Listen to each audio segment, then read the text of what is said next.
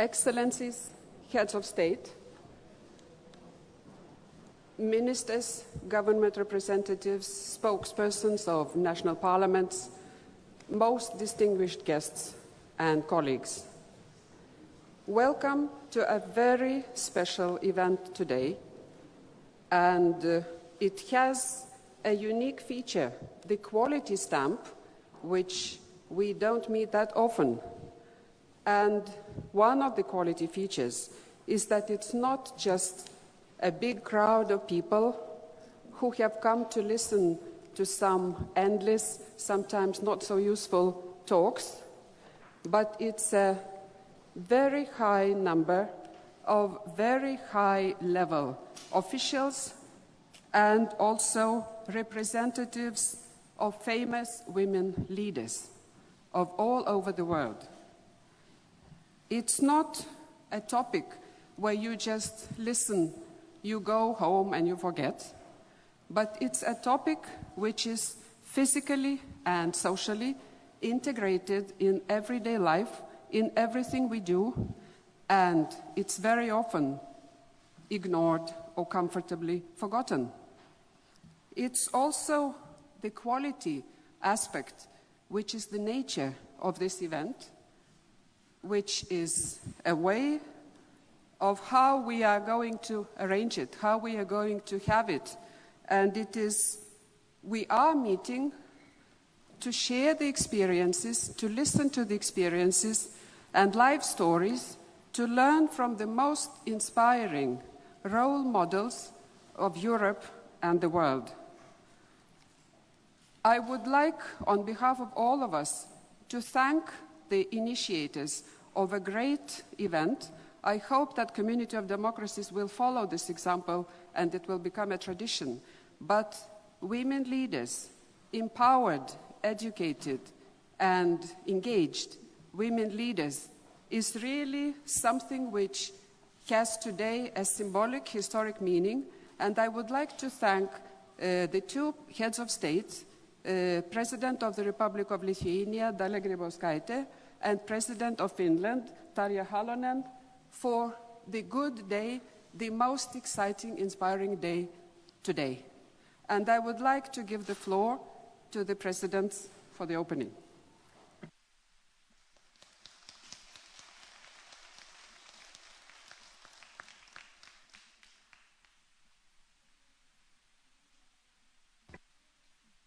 Really, Lithuania already 2 years in a row responsible for organization which talks about democracy. And here, during these 2 years, we try to think that democracy without direct and deep involvement of women cannot be deep and quality enough in any region of the world, not only in our European countries, but also everywhere, no matter what level of development is. So why I'm very honored to see here representatives from 40 countries. And of course, from Lithuania, we see our prominent women leaders in Lithuania and in the European Parliament and previous governors and prime ministers. So we do have here presidents, we do have prime ministers, we have speakers of the House and other very prominent and honorable guests. And I all thank you for your participation, because to be a woman is already not easy. And in politics is twice as difficult. And everywhere else also is not so easy. It depends, of course, on condition, on country, on a period of historic time.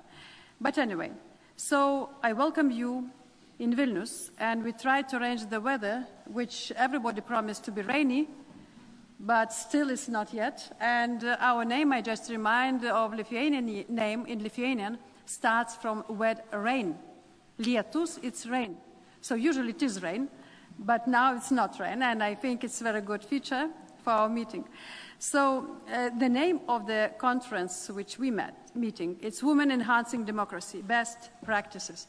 Exactly that's because only direct exchange of opinions, of our experiences matters.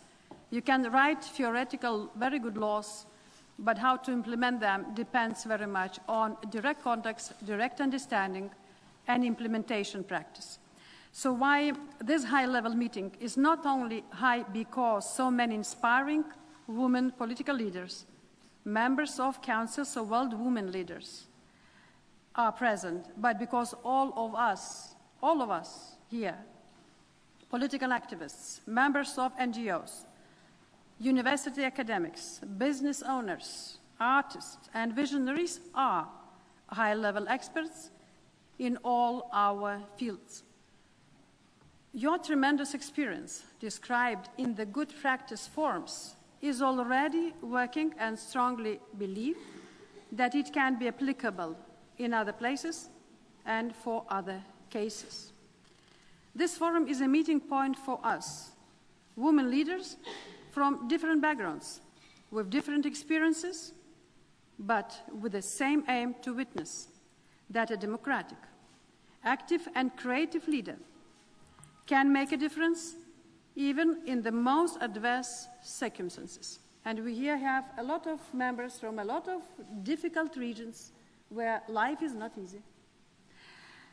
So inviting you here, we wanted to create the opportunity to voice problems and to share best practices, success stories, and to discuss what really can work. The forum is a unique opportunity to deliver our messages about productive ways to strive for equal opportunities, for women's economic freedom, and for society without violence and fear. As the title of the conference indicates, it is impossible to imagine a fully democratic society without women's participation. And I would like to focus on three major issues today: women in politics, women in economic life, and violence against women. First of all, about women in politics. We do see more and more women involved in political life in their countries. Their winning position as mayors, speakers of parliament, presidents. From 192 members of United Nations today, 12 have female presidents, and 12 have prime ministers, and 8 women speakers of parliaments. That's not enough. That's But in order to become leaders in politics, business, or arts, whatever women do, of course, they must do it twice as well as men to be thought half as good.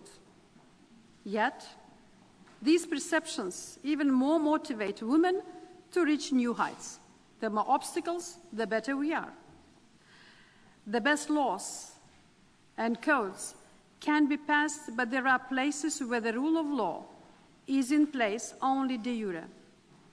But because of these perceptions, de facto, women still have to fight for their elementary rights, such as to drive a car or to travel independently. And one way to change this is to use the power of example.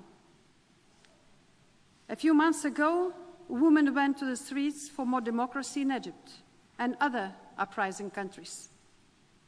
But without understanding that women have to be part of the changes in society, we cannot hope for a real regime changes. Women's economic freedom is complicated by lack of education, by misinterpretation of the abilities of women, or by discrimination in salary. I can give a Lithuanian example. On one hand, Lithuania is leading by the number of women with higher education in the European Union. More than 91% of Lithuanian women have secondary and higher education. But on another hand, Lithuania is lagging in the number of female members of business company boards, and women make less than 17% among the chief executive officers in businesses, and only 18% elected to our parliament. And still, in Lithuania, women earn about 20% less than men doing the same job, and that's in the European Union. That means problems are the same everywhere. In general, research indicates that if we eliminate salary discrimination only in the European Union, we could expect the GDP to rise by 30% in the European Union. That's official information from European institutions. And these are numbers for developed region.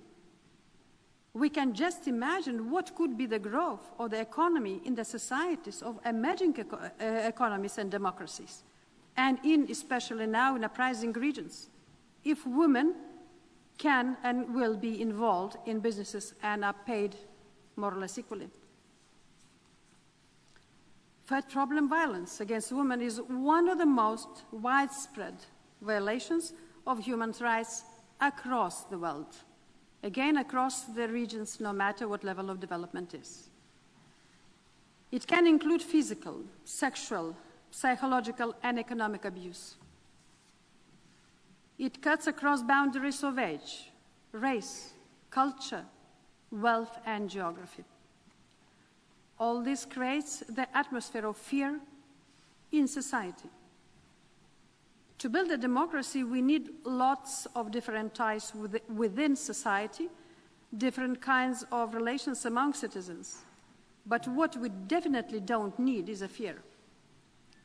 No democracy can be upheld where some members of society are not equally respected and ensured the right to be protected from violence, or from human trafficking, or from abuse. It is also easy to deny the problem because this kind of violence is often hidden or ignored in societies, or it lacks focus in our political discourse.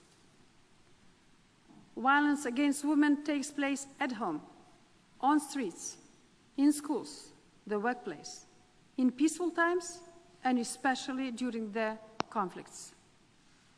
We hear it practically every day. And it is not only about strangers. In many cases, sometimes it is about those in our intimate environment.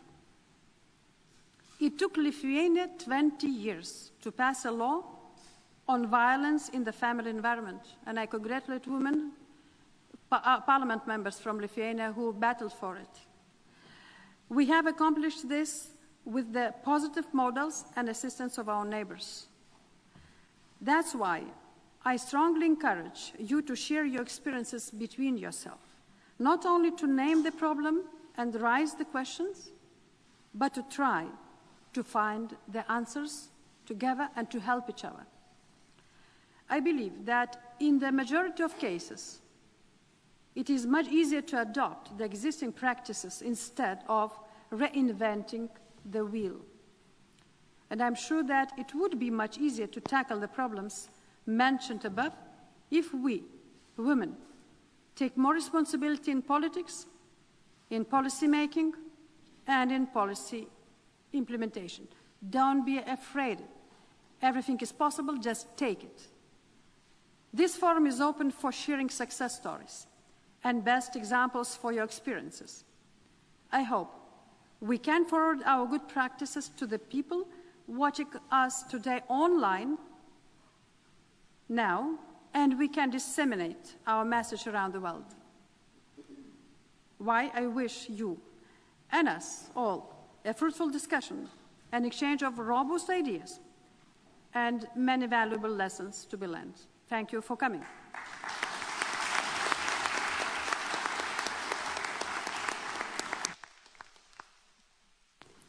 Thank you very much, President Grybauskaitė, for inspiring, enthusiastic, and very interesting ideas.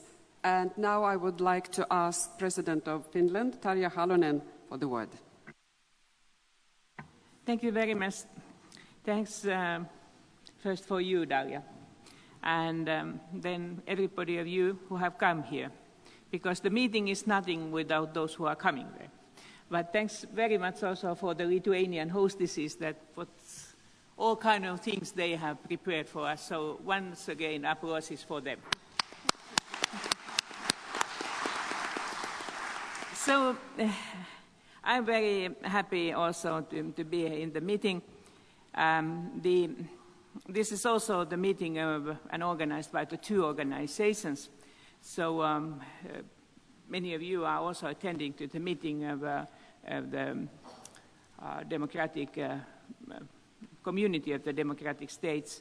I myself, I'm a chairperson of the Council of the World Women Leaders, which home is in Washington, in Aspen's Institute. So when we met once upon a time, so we thought in New York, in UN meeting, that why not to organize together this kind of the meeting, because we both believed that it's not the full democratization, it's not full democracy without the full empowerment of the women. And so here we are. So many of us would say that outside of this house, and perhaps we ourselves also, that when the title is Educated, Empowered and Equal, so that here are the women who are that, and at least almost equal. And although the status of women worldwide has also clearly improved, the majority of the women still lives in poverty and without full human rights. Empowerment of women is not only right in order to recognize their human rights, these sisters, but also seems to be an effective way, I once again repeat, to enhance democracy. So democratization needs women's participation and gender equality. And that's why I say very, very strongly that, yes, let us unite our forces, both women and also those brave men who are among us. So I have been asked also to tell some of the key points. One thing what I would underline is education. I still say that the education is a key to equality. At the same time, it affects in many ways the well-being of the society as a whole, and investment in education for girls and women quickly, I think, pays back. So education is also a condition for increasing women's influence. And that I will say very strongly, even we have the same phenomenon, that the girls do very well at school, at universities and so, but how could I say? It's not enough, but it's necessary. We have to work also education plus all these other activities. So why I think that the education is also very important for the whole life of the women, because the education protects their lives and integrity. If we think some of the facts what everybody has know, but perhaps not always remember. For instance, baby girls are aborted much more often than the boys. Their lives can be threatened on gender-based reasons also after the birth by violence or insufficient care. Education of women helps break down the cultural and social structures that sustain and endorse violence. And like Daria said, violence against women is widespread. It occurs everywhere in the world and affects women of all ages. So clear goals have been set to combat the violence, but I think what we are needing is a better implementation. Despite the good efforts we all have, the objectives have not yet been achieved. And I would like to say a few things in there, a few examples. I think it's not acceptable to use such notions as crime of the passion or honor-related violence. What is the stake is always the violent crime. If we put such kind of the words like the love or passion or honor, so you think that, oh yeah, they have also the positive sides in the case. I would say very plainly, this is violence. This is a violence against the human being, and women are human beings. So I ask everybody's help that we should do what can be done in order to make this picture more clear. Violence against women, I think, is not seen as really important because this we try to find. There are no precise enough figures or statistics for it. Very easily, you get the scandal news, piece of news, but then when you have to study the facts behind that and to give the clear statistics, how much it happens. That's not seen so often. So let's encourage the university people and the others, for instance, at the court side, to give this kind of information. And also it's very vital that the perpetrators are held responsible according to the rule of law, and the status of the victims is strengthened. But I also will say that let's not make men demons, because it's also very necessary that the boys and men are guided to a path of non-violence, that we give such kind of the respect for the men who tries to find a new role. And it's also important to remind girls and women that becoming strong doesn't not include violence. I think in many countries we see that young militant ladies, when they want to get the respect they need, they also turn to become more with the same means, with being violent. And so let's say you don't need to be. To be strong is not that you are violent. So the equal participation, women's participation in all decision-making is, I think, is very important also when we think the future of our own planet. So I'm the co-chairman of the UN Secretary General's high-level panel concerning the sustainable development just now, and we try to find for all of you a new paradigm for the Rio +20 meeting. And I'm very happy that first Ban Ki-moon appointed 50-50 principle, men and women in the panel, and I hope you can see it's also in the result. But everybody says nowadays, whether they are researchers, politicians, economists, business people, they say that we have to use all the resources, human resources of the planet in order to build the safe future. And that means then also that without gender equality and women's empowerment, we cannot achieve economically, ecologically, and socially sustainable development. I'm happy that we will speak today also about economy, because poverty often has the face of the woman. And decent work is the key to a dignified life. And it's not questioned that women are lazy. Although women perform two-thirds of all the work in the world, they only earn 1/10 of the income. So somebody is taking this between. Women own just 1% of the world's property and less than 2% of the land. I thought that it's unbelievable, but so says the UN statistics. Of course, we all know that women are employed in informal sectors more often than men, bearing thus all the negative consequences also in that. So the property rights, the marriage laws, and many other things, the legislation concerning the heritage and so are very important. So the last but not least, I will say that we should study also all the means what we have, how we can do the things more effectively. It came into my mind last evening when I thought my text, and I noticed that I will again to say the United Nations, and then I will say the like CEDAW and all these instruments. First, I would say that I'm very happy that United Nations now finally is making the UN Women and all the best for the Bachelet. And I have heard that we might see also Margaret Wallström here, who is working against violence especially in armed conflicts. And we have one important person here. We have Eva Biaudet. Could you stand up, Eva? Yeah. Don't be okay, because she is the ombudsman for the minorities in Finland, and she is the former OSCE special representative on combating trafficking in human beings. And thanks for you, sisters Americans, because Eva has just received your award concerning the anti-trafficking work what she has done. So very good recognition.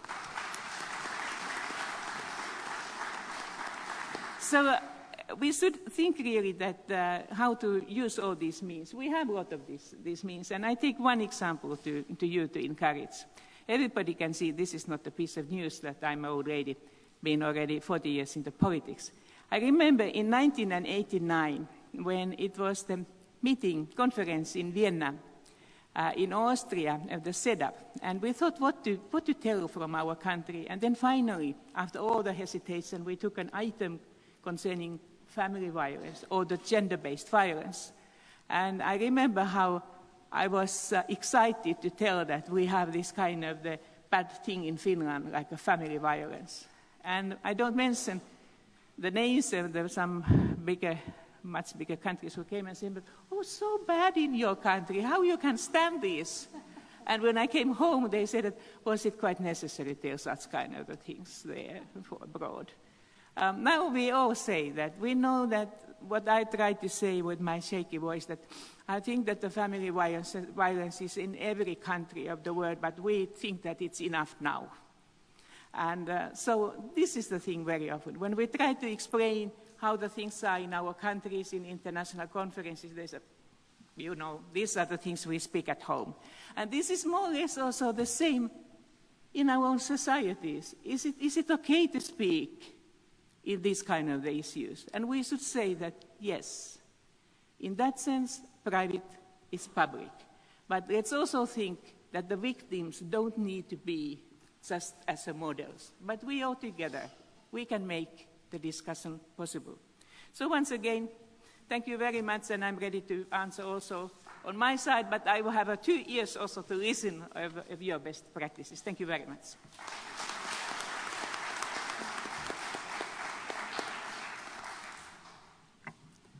Thank you, President Halonen, for a good justification of this event, to add to President Grybauskaitė's ideas about why this event has the special quality stamp. It will not be speeches, it will not be PowerPoint presentations with figures, it will be, as President Grybauskaitė said, voicing the problems and sharing best experiences or good experiences. And you might know that usually statistics say that at least our institute found out that in Europe it's only 10% of women politicians or women get news coverage, which means that the voices must be heard, the role models must be distributed, supported and strengthened. And as it was mentioned by President Grybauskaitė, this event is transmitted online, both on Community of Democracy page and also on the European Institute for Gender Equality web. And also after the event, we will make a video film on the women leaders as role models, which will be definitely hopefully on your pages as well. And we will send it so you can think about the ideas which were expressed today, and we can use further to strengthen the potential of the women who are or about to become also women leaders, learning from all the extremely useful, important faces and personalities we have today. As for the planning of the session, I prepared a few questions for each of the panelists, and then I would very much encourage you to use this unique opportunity. Come to the microphones, think about the questions. You will not catch them tomorrow, and we will have only 1.5 hours to get the advice, the ideas, the answers from 5 very important women leaders. So now, with your permission, I would like to address my first question to President Grybauskaitė.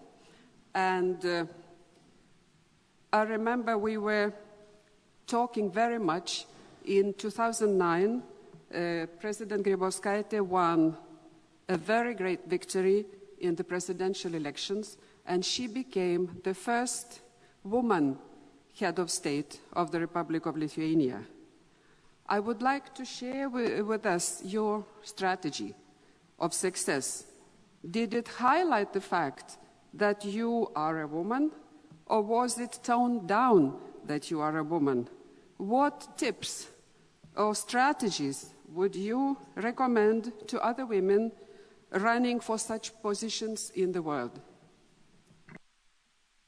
Probably there is no one receipt to fit all of us, because in each country, in each historic situation, it's very much a different situation, and of course personality finally matters. So everything together. Lithuania at that time was going deeply down to the tubes in economic situation. And my background is economist, and I was working in the European Commission as a budget commissioner. So for me, the question was, or to stay safely with a good salary outside country, or to go in with bad salary, not safe, to be attacked every day, and to take challenge.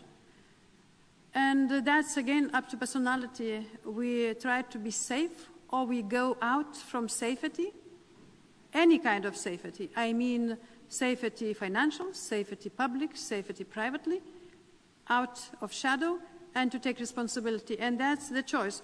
Or you want something in your life to receive, or you want to give. That challenge we face every day, every one of us.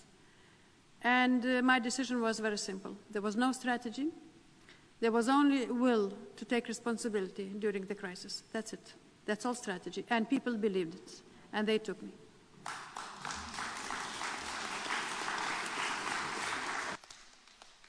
Just to add a bit, follow up the question, you say taking strategies. The stereotypes usually say that men are the ones who are apt to take challenges because they like to risk. Would you say that taking challenges would be an advisable strategy for women? I think advisable strategy is for everybody to not to be afraid to sacrifice yourself for others. And that's the most rewarding in life, whatever you do. And I can joke now, because to talk seriously about serious things is not easy. But in Lithuania, during the crisis, women took the challenge, the first. And now we have president women, chairman of the House women, finance minister women, and defense minister women.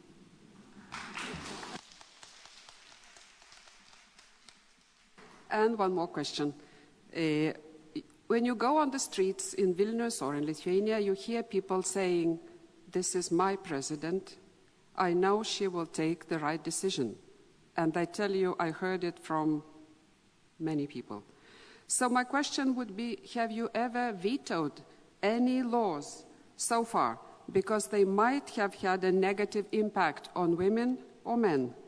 Is it possible for the head of state to influence policy development in that sense? I want to be openly confirming that there was no such laws which was directly badly or discriminatory applied for different of sexes. But to influence politics, yes, under our constitution we can. During the last year I vetoed 12 laws, but they were mainly not about differences of male or female situation, but it's about public interest. I tried to protect public interest, and was practically fighting against oligarchization of society. That's main targets of my vetoes. Thank you very much. Of course, we will then be able to ask the questions, but we decided that we should do first the questions round, so we have time to get some warmed up, so you know what the people are working with. And then we launch the question session. So now I would like to turn to President Halonen. I also have a few questions. And first of all, I remember 2006, President Halonen won the second term of elections, and I had an impressive picture from Dagens Nyheter where she was standing in the middle with a self-confident face, smiling, and around her were only men. I saw somewhere a small face of a woman. And then I was thinking, besides knowing that you're a very strong personality, I was thinking, how do you manage, what is this feeling a minority among the bigger group of another sex? And did you conform to minority? Or did you set your own tone? Could you share with us that experience, please? I say openly, when I became the first time a president, 2000, so I had a lot of such kind of features in my character which was not been earlier. Of course, I was a woman, but we have in the Nordic countries a habit, a tradition nowadays, a new tradition that we don't marry always legally. And in that time, I was never married. I was lived together with the father of my child, but in juridical terms, I would call this, you could call me the single mother. And then I have been always working very strongly for the minority rights, also, for instance, for the sexual minorities, and for Romas, for all kind of minorities. And I was not a member of our Evangelical Lutheran Church, where more than 80% of the people belong to, because already years ago I protested when women couldn't become the priests. So to be a woman was only one factor among all the other negative things. But then I had only one vote, but the Finns wanted to vote me. And so I needed both men and women to vote, because there are also a lot of such kind of the women who couldn't agree in my let's see, my idea of the freedom of the human being to choose their own religion, their behavior, and so. But that was not an item to be a woman. Even we have a candidates, a majority of the candidates to become a president in 2000, they were women. But we needed the predecessors like Helvi Sipilä, the Undersecretary of UN already, I think 25 years earlier, who was brave enough to candidate, or Elisabeth Rehn and many others, who didn't make a success. But by step by step, people understood that it could be a woman also. But we Finns, we are very clever, that we don't say everything aloud. We have used also to keep silence, but we have an important means to be silent. Sometimes we should speak more, because after the elections, not 2006, but the year 2000, I received hundreds and hundreds of letters written by the small girls. And the girls who have not yet learned to be silent, they said, wow, I want to become a president too. And then finally, I also received a letter written by a small boy who said that the girl said at the school that the boys cannot become anymore the president. Is that true? And then I answered, of course, that, my dear, of course the boys can, as well as the girls, become presidents, but this is not a profession. It's better to do your homework first and to become a good lorry driver or the good engineer or whatever you like. And then if you want to serve also your fellow citizens, you might be one day a president. So in that way, I think that the moment what you saw, I didn't feel to be very much different. Being the first lady to be a lawyer in the labor unions, in the trade unions, being the first woman of being politically elected Minister of Justice, the first woman as among the foreign ministers. Only Sweden and Finland had a foreign minister. Women in those days, and so on. In a way, we learn to be a minority. But what I would say, what I see now, when we are facing the presidential elections next March, and my second term is over, I cannot candidate anymore. So I have seen already a lot of texts which say that it's no more the issue whether it's a man or woman, but all the candidates so far are men. So a few weeks ago, I could say that I come from the country where both the president and the prime minister are women, and we have a slight majority of the women in the government, and 40% of the members of parliament are women. But today, the prime minister is man. We have almost about 50-50 men and women, and I don't see yet it quite clear that whether we have the next president a woman. So I would answer to you, the feeling to be a woman doesn't mean in that moment, but to see what is the continuation. Is it enough to try a woman, or whether you can see in the future more women in different positions? Nowadays I know that it has succeeded in many places where I used to be the first one. But I'm waiting for the candidates for presidential elections, we are not coming from the same political party. So you can be sure that in that way, I hope that the younger ladies will also take a chance to be in the presidential elections. Okay.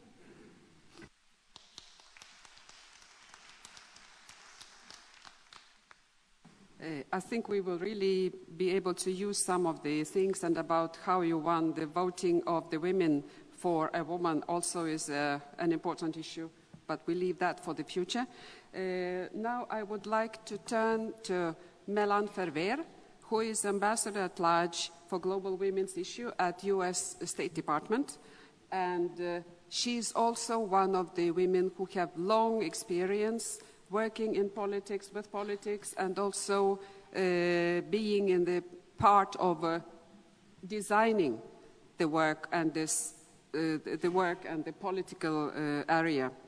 And I just would like to know that the challenges you met when you were, and you are Ambassador at Large at the moment still, it's before you had other experiences. So what issues did you find crucial for the achievement of women?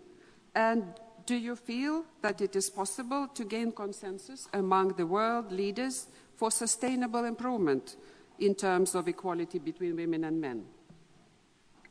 Thank you, Virginia, and good morning to all of you. It's really a very special time to be back here in Lithuania for this convening, and I want to add my thanks to President Grybauskaitė and to Presidents Halonen. President Grybauskaitė and her country have had the leadership of the Community of Democracies in this period, and I am a witness to the fact that she put this issue on the agenda for the leadership that her country brings to this very early on, and it has been consistent. And I can think of no better way to end, even though Lithuania continues in a significant way with the Community of Democracies, but as you pass the baton to another country, that you bring us all together in this extraordinary gathering. And I want to thank President Halonen, because she not only is her country's president and heads up the Council on Women World Leaders, but has been such a leader and example for all of us. And I think one of the issues that we have in terms of women's political participation today is we need role models. We need in all of our societies to see that women can do these jobs just as well as their male counterparts, and that's what these two women have done, and I think that's been a great example, not just in your countries, but for all of us. In terms of your question, Virginia, what are the key issues? I think for me, and probably I dare say for most of us, if not all of us in this room, the platform for action that was laid out a decade and a half ago in Beijing at the Women World Conference, the UN conference, that ambitious blueprint is something we're all still seeking to achieve. And as I listen to the presidents talking about some of the issues, access to education, certainly to health, the right to participate in the political life of one's country, to participate in the economy, to be free from violence, from harassment, from intimidation, to have legal rights protected. These are linchpins for all of us still. And I think, too, about the Millennium Development Goals and that third goal, women's empowerment and gender equality, which are absolutely critical if we're going to realize all of the other goals. So I think we have the guideposts. These are certainly, as I travel the world and work with women and within my own government, these continue to be challenges, ones on which we've made progress, to be sure, but we still have a ways to go. And I just want to touch briefly on two of those areas, and they were already mentioned, but it's women's economic empowerment, which is, today we know, women can be absolute catalysts for jobs creation and for economic growth if they are participating fully in the workplace as employees or in driving small and medium-sized businesses, for example. When women run their businesses, those businesses have been described as the rocket booster, the accelerator for GDP, for growing jobs. And in a time of difficulty in so many of our countries in terms of growing economies and making life better for our people, we are still ignoring so much of the potential that women represent. And I'll give you one statistic that just blew my mind away when I first heard it, that is in the Asia-Pacific region, those 21 economies, that it has been estimated that between $40 to $47 billion is lost annually in economic growth because the potential of women is not tapped. Now, no country can be in that position, and we can ill afford to ignore the potential that women represent. Before I came to Vilnius, I came from Rome, where the Food and Agriculture Organization of the UN, FAO, was meeting. And this year, for the first time, they put women in agriculture as a thematic priority of their ministerial. And they have also released one of the most seminal studies that's ever been done of the role that women play in agriculture. Now, for many countries, agriculture is a big part of our economies, and for some, it is the most significant part of the economy. In most countries, the small farmers are a significant proportion of the agriculture sector. And in some countries, they are the majority. And the majority of those small farmers, you guessed it, are women. Well, women don't have the same access that they need, whether it's to training, to seeds, to machinery, to credit, that men have. And it is calculated that if there was a gender lens applied to agriculture policies and men and women farmers received the kinds of supports that they needed to be more productive, that we would be able to have a more transformative impact. And so what the FAO report shows is if this gap were closed, again, there's a gender gap, there are so many, if this gap were closed, the productivity yields and the decreases in hunger and the improvements in nutrition would be enormous.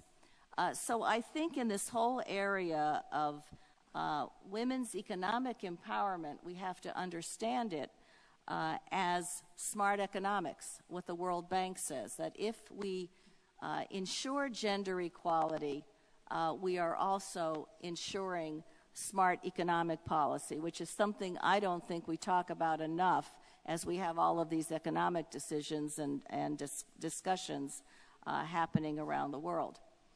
And the second one, and I put these two together because while we are making progress in so many ways, we are not making enough progress or as much progress on women's economic participation and certainly political participation, which I think is still the hardest, single hardest barrier for women to transcend. Yet here we are, the Community of Democracies ministerial is about to take place, and democracy without the participation of women is a contradiction. You heard the presidents talk about this. 1/2 of the world's population holds 1/5 of the elected positions, high-level elected positions. And I remember being at a meeting like this several years ago when the women in Kuwait were struggling to get the right to vote and to stand for office. And they finally achieved it 2 years ago or 3 years ago.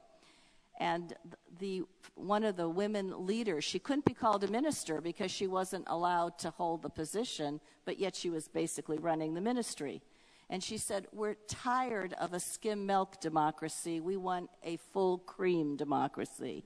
And I think we're at that point that we need full cream democracies, not because women are better than men or men are better than women, but because women bring their talents, their perspectives, their experiences that are so critical to public policy decisions. Imagine making decisions that don't incorporate the view of half the population.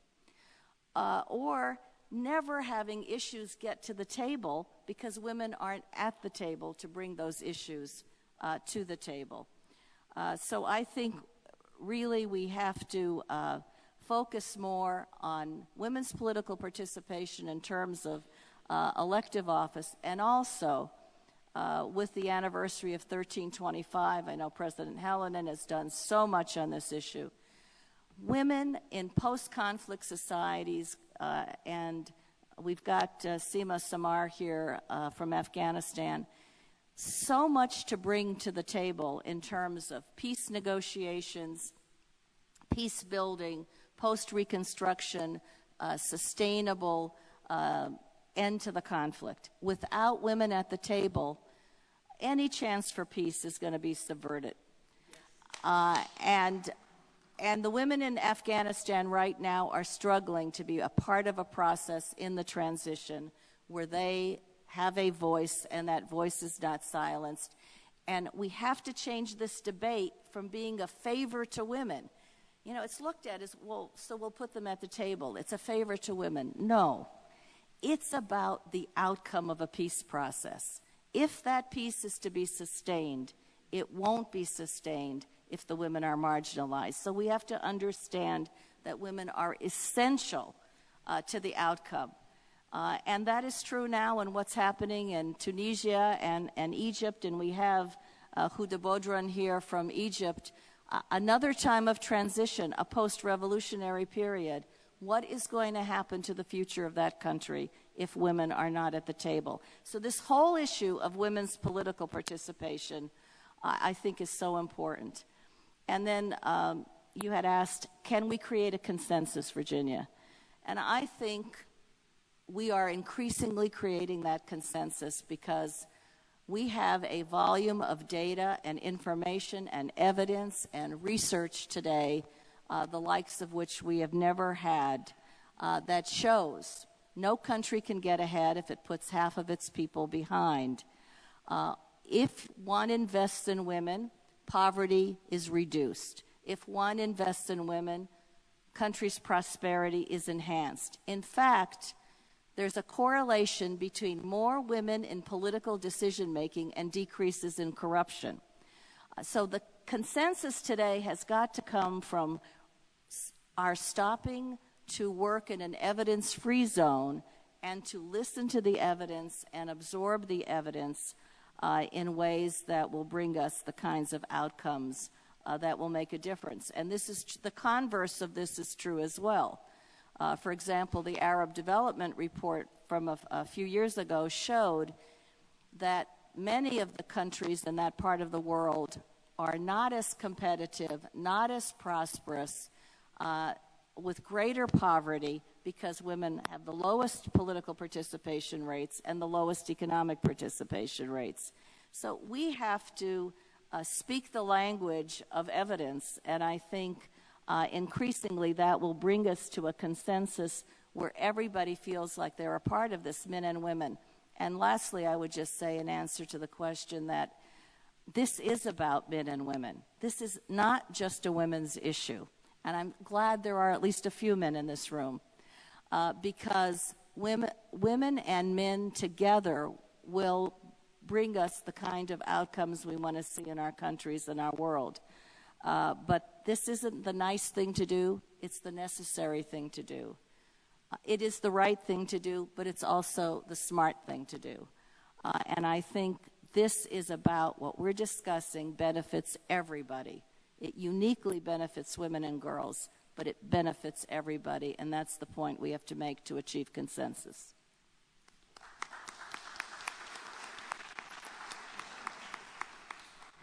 Thank you, Milan, for encouraging promises. I hope now that really the hard evidence you mentioned, every country is working on that, the European Union is working on that. Definitely we will do some better progress. But since you mentioned Seema Samar and you mentioned the situation in Afghanistan, which might be different from the situation in many other countries. And Seema is chairing Afghanistan Independent Rights Commission. She was Minister for Women's Affairs. And of course, you had experience of all the global coordination in the country. So how do you feel about consensus in the sense, can that be also the women leadership positions? Are they possible? What are the challenges for the Afghan women? Thank you, Madam Chairperson, and glad to be in such a panel with so distinguished, successful women. I don't know if I were to be in this panel, but I'm coming from a country where the challenges or the situation is completely different. Coming from a country that when we walk, there's a limitation. When we wear, there's a limitation. When we try to act or take position, there's a lot of limitation. I think Afghanistan was a worse country for women and still the worst country for women and children. I don't know if you saw the latest survey on the world that Afghanistan is the most dangerous place for women in the world. But I have to say that the Afghan women are so strong that we watch the destruction, the killing, the devastation of the country, killing of our children, our husbands and families, but we still survive. Yes, I was the first Minister of Women's Affairs and the first Vice President also for 6 months after the fall of the Taliban. And it was quite a challenging job. But I think I have to say that the reason that I was able to take that position, of course, was a few issues that I would like to share with our sisters. One, even before being on that position, I was quite active on women's rights in a very, very difficult situation. As I said, that the size of our scarf is matter in Afghanistan. So the first thing was my personal commitment and personal belief that I was born and brought up in a very discriminatory society towards women. I thought that I am equal to the others, and I was thinking that I had no choice to be born as a girl. So what is my mistake? That I am a girl and I have to be treated differently. So I stand for to improve first of all my own capability, and then to prove that I'm capable to do the jobs that I want to do or the things that I want to do. And I think the second issue was my political commitment to the equality of women. I do believe that we have to. We are equal and we have to be treated equally, not to be accepted their kindness and favor for women. So I tried to be not a symbolic token to the women in Afghanistan. I really fought for I'm still fighting for their rights. And I started everything without fear. I knew that it was very, very difficult. And I have a witness here. Liz was a witness how they really attacked me and how much pressure they put on me. But I didn't give up because I accept the risk.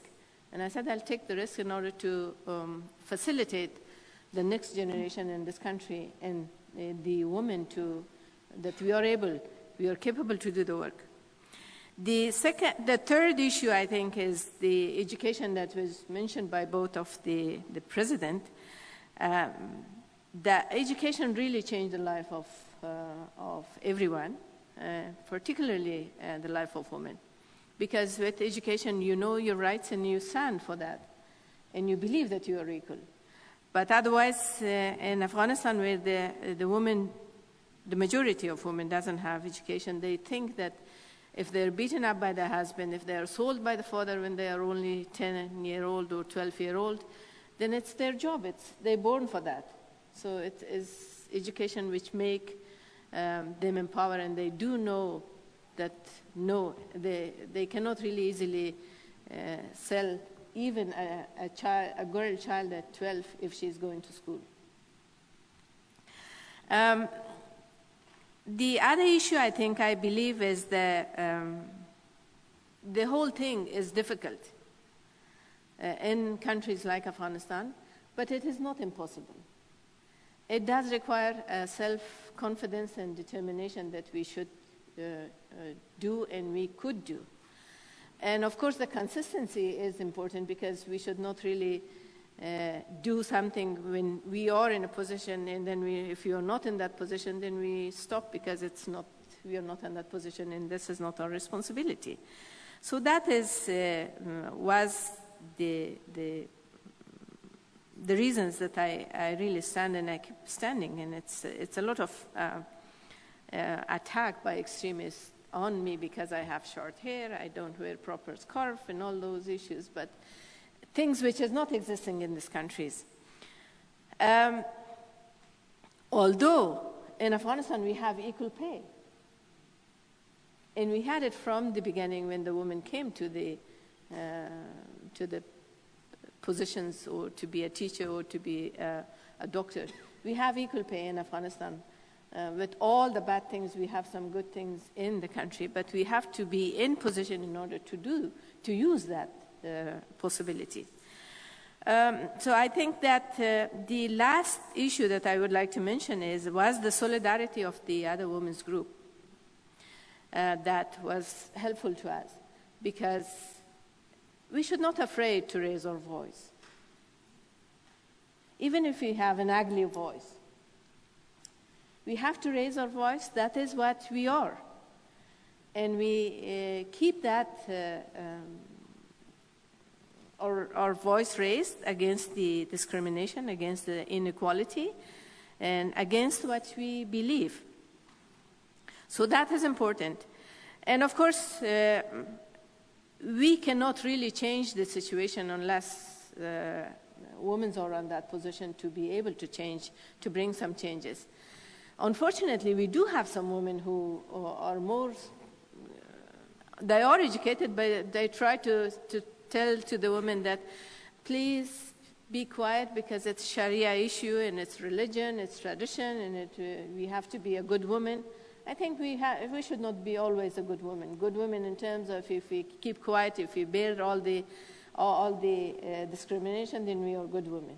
If we, in our case, of course, they don't want to hear our voice because it's not related to them and it's not mahram. It's not in the religion, but they use the religion that way even not to be heard, the women's issues. I think the engagement of the international community in Afghanistan, of course, was supportive to the women in the country. But I have to say it's not enough, and it's not united, and it's not strategic.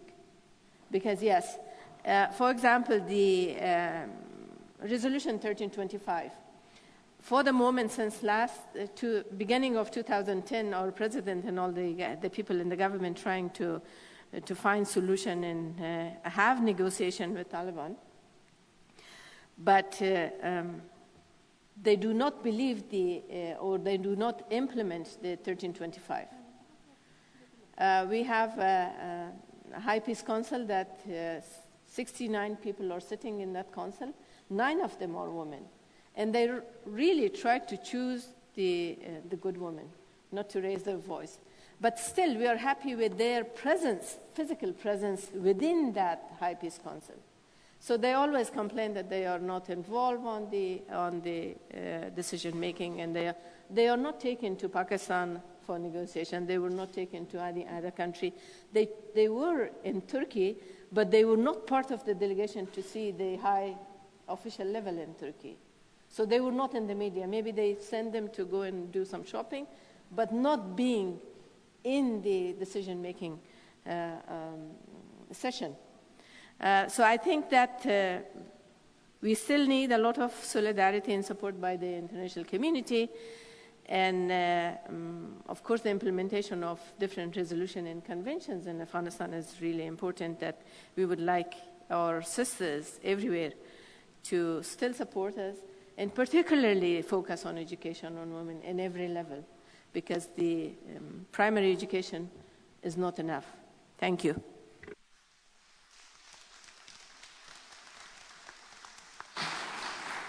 Thank you, Seema. It's at least 7 different ideas I put down, which could be developed into very useful tips and stories, which hope one day would be established and also expanded. I have one question now to the chairperson of the Alliance of Arab Women, Hoda Badran, and it's also connected now, more like a continuation of what Seema was telling. How do you see the chances and the challenges for Arab women? We talked about cultural like issues, religion, and what was your experience? Thank you, Mrs. Chairperson. First, I'd like to say I'm very happy to be a part of this gathering and to be in such a beautiful country. And I don't want to say envious, because to see a woman as a president, but I hope that in the future maybe Egypt will have a woman as its president. Of course, there are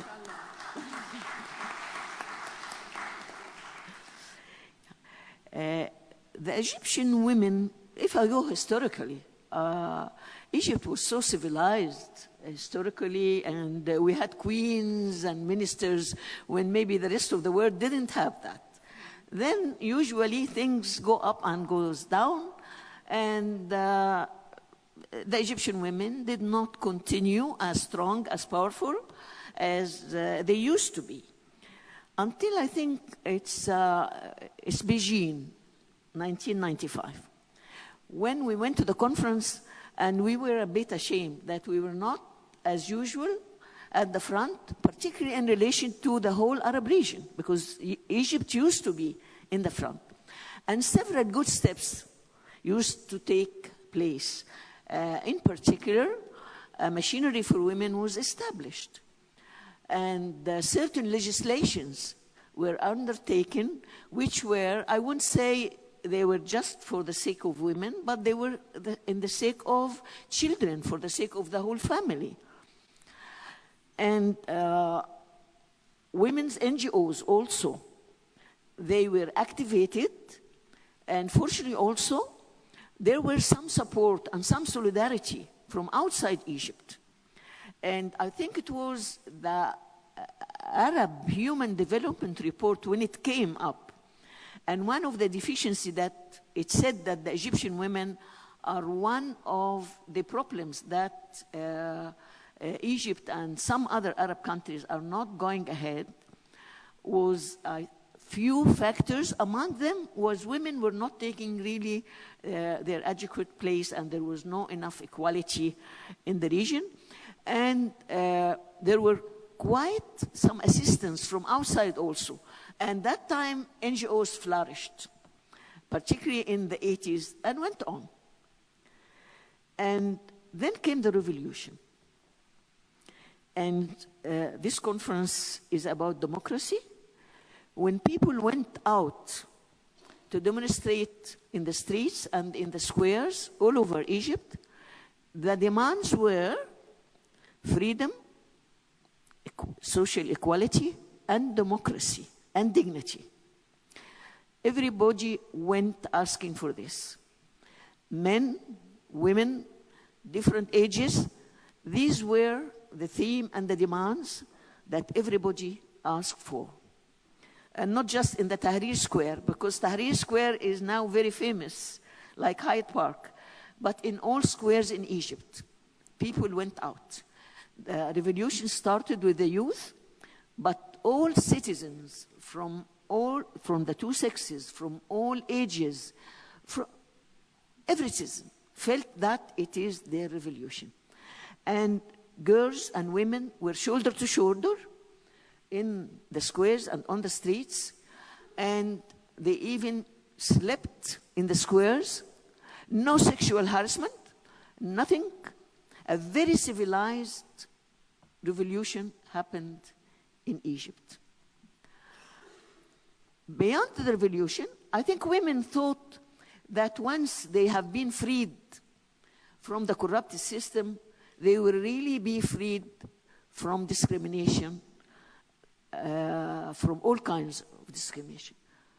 I don't know, there's something in revolutions that it doesn't happen like this. And if we go back to the French Revolution, if we go back to the Algerian Revolution, to our neighbors, Tunis, after revolution, somehow women, there is a tendency to get them back. And that's what has happened in Egypt. Certain steps and developments were taken, and women were not a part of it. A committee was established, for example, to put some changes in the constitution, and they were all men. We had a cabinet with 3 ministers, and a change in cabinet happened, and there was only 1 woman. These are examples, but there is a tendency not to include women in the developments or in the steps. Although they tell us history doesn't repeat itself, but it does repeat itself in revolutions. Okay. Although, as I said, the Egyptian women before the revolution, they were not completely 100% equal. If I give some statistics, for example, there used to be 2% only in the parliament. And we fought, the Egyptian women fought, we had a quota, and we started hearing loud voices that, no, there shouldn't be a quota. We started hearing that some of the legislation that has happened before the revolution, that we had to go back on them and change them, particularly in relation to the family legislation.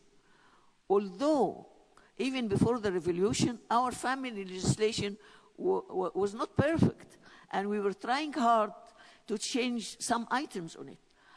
But loud voices came from a group of men who right away they organized themselves to ask that we'll go back.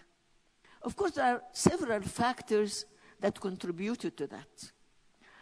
One unfortunate factor that to link whatever achievement has happened in relation to the family and women to the president, to the wife of the president. That because she was part of, and actually she made some pushing in the right direction, but because she was the wife of a corrupted president, so everything that related to women or achievement, it was related to her, and there were voices that we should go back to them. Very unfortunate also that Islamist misinterpretation of religion, it came on the surface, and that misinterpretation called for pushing back women to their motherhood role, go to the kitchen, and so on. So we felt that we have to fight. Egyptian women has to fight. And we thought that, okay, it's a power struggle. And we cannot allow ourselves to go back and be at a disadvantaged position in the power transaction in the new society after revolution. And we looked at ourselves, okay, what power can we use? And we used to talk about ourselves, okay, we are half the society. But just numbers are power. But numbers by themselves, they are not power. Unless power is organized, it is not power. Power also comes from resources. Egyptian women don't have enough economic resources to have power from. So we decided, okay, we have the power of numbers, but we have to organize. And the first thing we had to do as NGOs, and particularly the alliance, which I'm privileged to be the chairperson of it. We organized a convention with about 3,000 women and some men who are really backing the cause of women. And before that big convention, we had conferences in all the governorates of Egypt, where we discussed what are our demands, and mostly, as a priority, we have to be in every mechanism, in any steps that has to be taken after the revolution. Women have to be represented in the percentage and in the numbers that really is relevant to our numbers in the society. That convention was very successful and very much publicized. And the convention came up with a charter, which that charter is on the website of the UN, because the UN really helped in that. And it was the demands of all the women of Egypt. One of the priorities also in the demands, of course, you can open the site of the Alliance and find it, because I don't have enough time. But one of the priorities of the demand was to establish a general federation of the women of Egypt. And just last week, we started the implementation of that demands. We are going on, and we feel that solidarity of many countries of the world. And I think this conference is not just for exchanging experience, but also for having the solidarity and the assistance of most of the countries who are here. Thank you very much.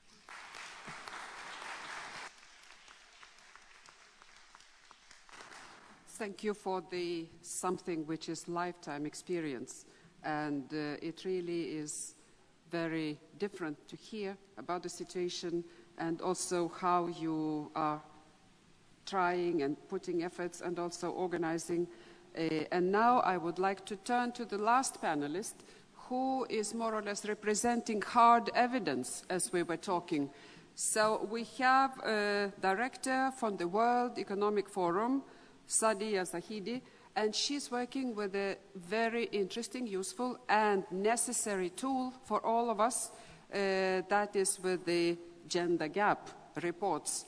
And I would like just to hear, at least before we start questions and answers, I would like to hear, how do you see it? What is the main issue, which is the challenges for the gender gap? First, let me just say what a very humbling honor it is to be on this panel. I feel very out of place, but I'll try to provide information that I hope will be useful for everyone. Maybe a question to the audience. At the World Economic Forum annual meeting in Davos, which attempts to bring together some of the most influential leaders in the world from various sectors, how many women do you think were present in the year 2000?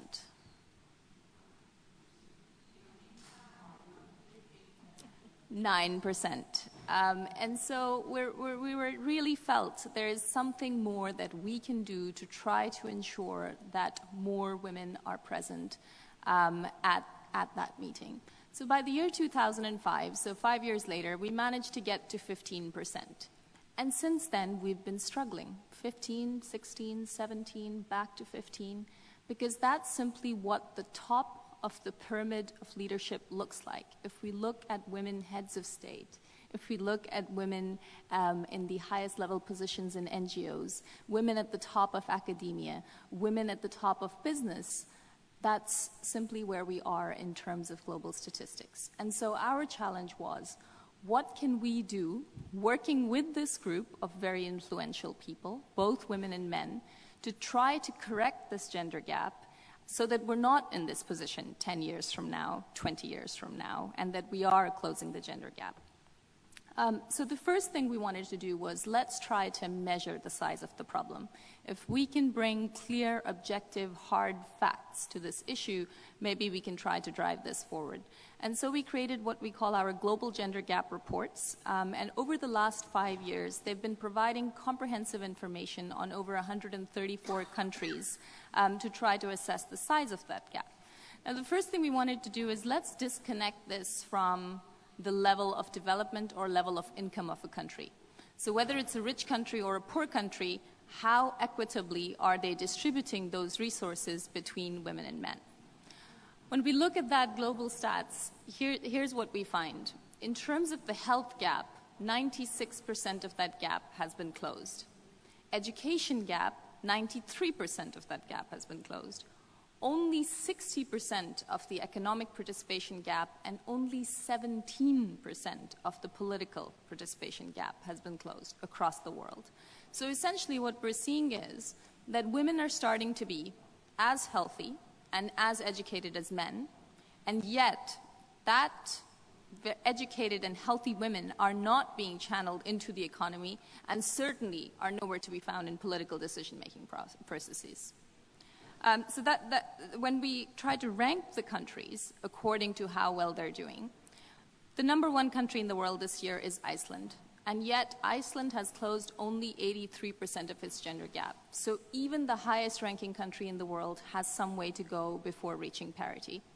The lowest ranking country out of the 134 we cover is Yemen, has closed only 46% of its gender gap. So women essentially have less than half of the health access, the education access, the economic participation access, and the political participation access in Yemen. Is there progress over time? That's where we find some good news. So over the last 5 years, 80% of the countries we've been covering have been closing the gender gap. Some are moving very fast. Some have closed 7 or 8 percentage points over this time, which translates to an enormous difference in the lives of women. And some are regressing. About 20% of the countries covered on this index are actually moving backwards. We're starting to have widening gaps in some countries. We also find in the top 20 countries such as South Africa, countries such as Sri Lanka, and the Philippines. And so gender equality is by no means a luxury good. It's something that rich countries and poor countries need to be taking into account in order to be able to grow sustainably and equitably. Once we started to have these measures and have this information, we also felt we needed to try to build the business case. Why are we focusing on this issue? Of course, there is a rights imperative. Of course, this is something that should be happening for the sake of equality. But second, there's a very clear economic incentive for doing this. Women make up 1/2 of the human capital, 1/2 of the brain power that is available to any country in the world. If that 1/2 isn't educated, isn't healthy, isn't integrated into the economy, or isn't part of political decision-making processes, that country's competitive potential will suffer. The reasoning for that works in so many different ways, whether we look at the channel of education and all the multiplier effects that girls' education has, or whether we look at the diversity, the literature on diversity. Better decisions will be made if both women and men are involved. It was, in fact, at a session in Davos that somebody said the economic crisis may not have happened if Lehman Brothers had been Lehman Brothers and sisters. And, everybody laughed. But the reasoning behind that is very clear. If you have better decisions being made, if there is less homogeneity in a particular group, and if both women and men are involved. Once we had the gap measurements, as well as the incentives as to why these gaps should be closed, the market for gender parity has been expanding, and there's now a growing demand for solutions. And one of the next projects that we're going to be embarking on, and I think is very much aligned with the goals of this conference, is to try to understand what are those successful practices, what are those successful policies. And we're looking at this in 3 ways. First, at the micro level, What are businesses doing within their own structures to try to close the gaps? Second, what are businesses doing in their environment? So whether that's through their supply chains or whether that's through the communities that they're active in. And third, what is that government-mandated environment that's being created within which these economic actors are playing? What is being done in terms of the hours that schools are open? How much paternity leave is available? What type of taxation is being used, and how is that affecting women's participation? So we're also trying to look at all of this data, and hopefully we'll be releasing it later on in the year. Thank you.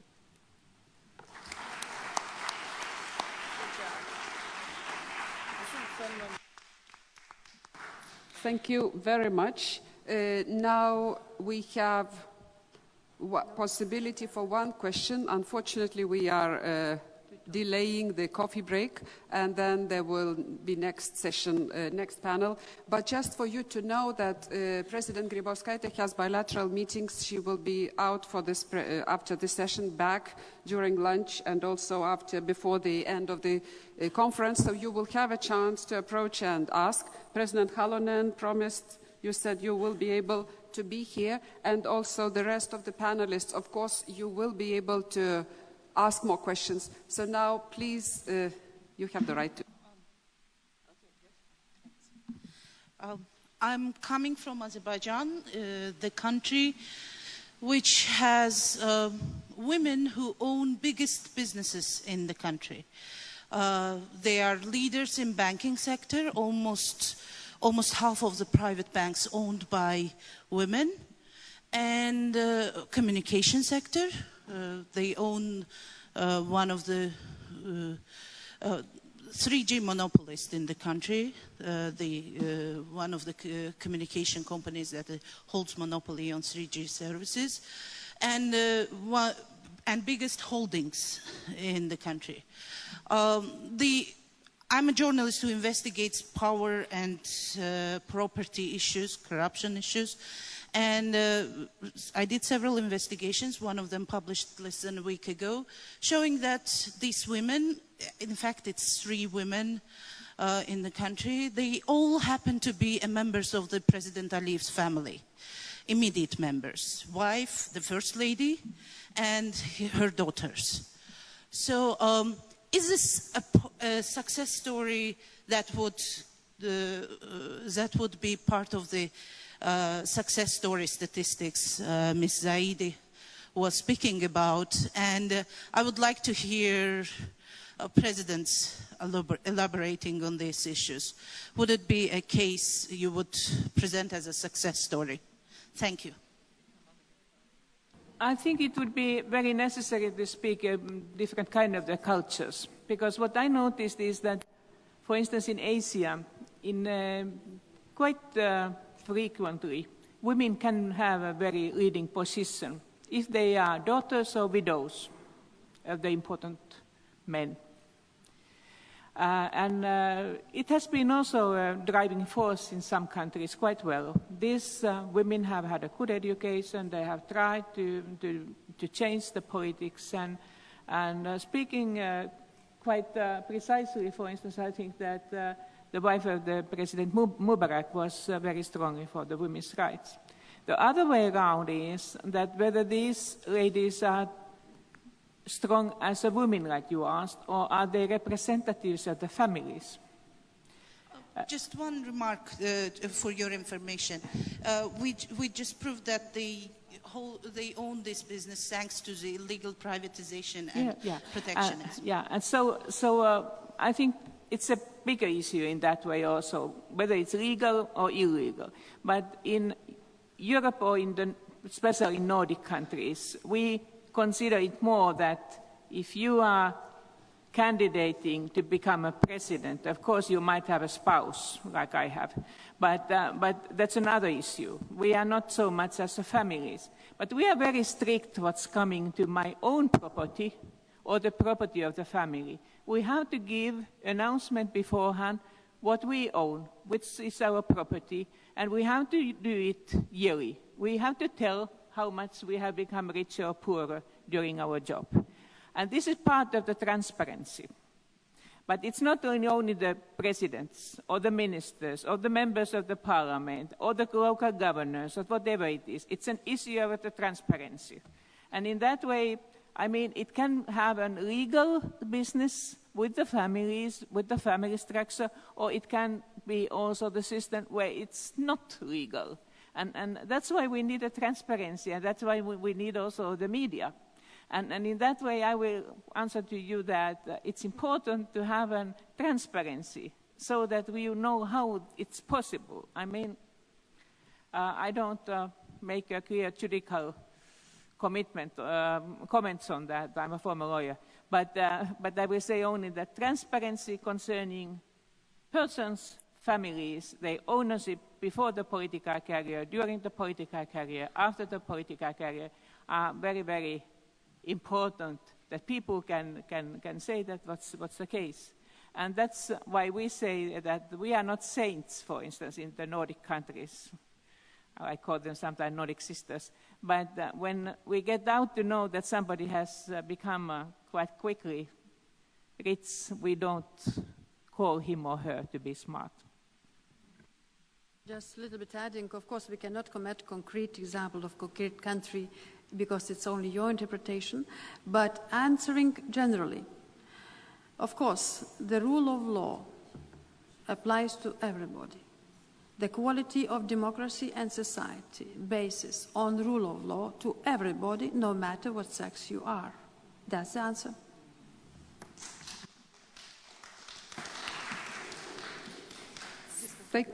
Thank you very much. Unfortunately, we have to have the coffee break before then we delay the next panel.